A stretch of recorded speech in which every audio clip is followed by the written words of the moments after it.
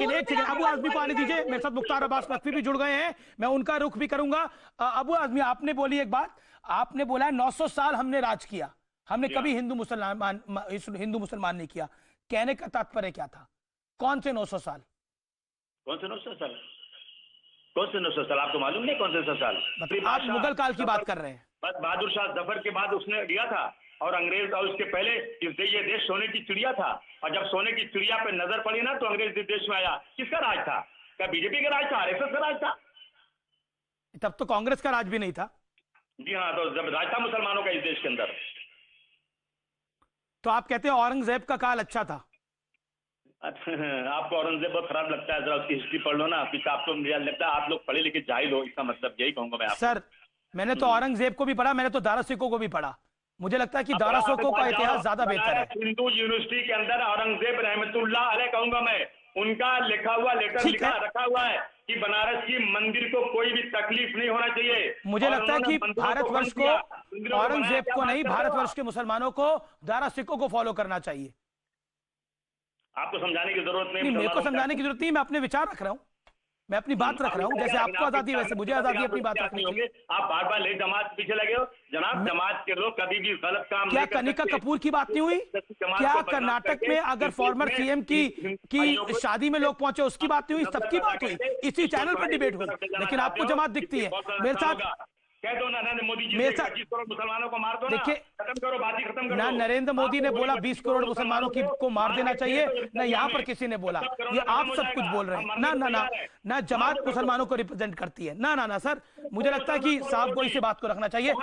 एक सेकंड, आपके तमाम सवालों का जवाब देने के लिए अल्पसंख्यक मामलों के मंत्रियों से बेहतर कौन हो सकता है? मुख्तार अब्बास नकवी मेरे साथ जुड़े हुए हैं। नकवी साहब, आपका अभिनंदन है। जो भी आदमी बीजेपी में रहेगा और अल्पसंख्यक का मंत्री रहेगा, वो क्या बात कर सकता है? ठीक है, आप कुछ भी कह सकते हैं, लेकिन नकवी, एक अस्पताल, एक प्रोफेसर सामने आता है, अस्पतालों में क्या हो रहा है वो हमें पता है।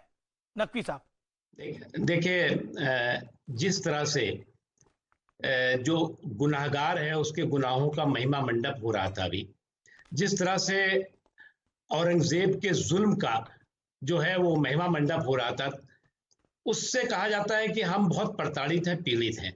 जिस तरह से अभी तलुए चाटने की बात, प्रधानमंत्री नरेंद्र मोदी जी को गाली देने की बात, जिस तरह की भाषा का इस्तेमाल हो रहा था, निश्चित तौर से ये इस देश में ही संभव है, इस भारत में ही संभव है। बड़ी बातें कि जमात के साथ बड़ा अन्याय हो रहा है, अत्याचार हो रहा है, जुल्म हो रहा है, और जो है वो पूरी दुनिया को गुमराह कर। सेकुलरिज्म या सहिष्णुता हमारा फैशन नहीं है, हमारा ये पैशन है, हमारा जुनून है, जज्बा है। इसको अनेकता में एकता के सूत्र में पिरो रखा है।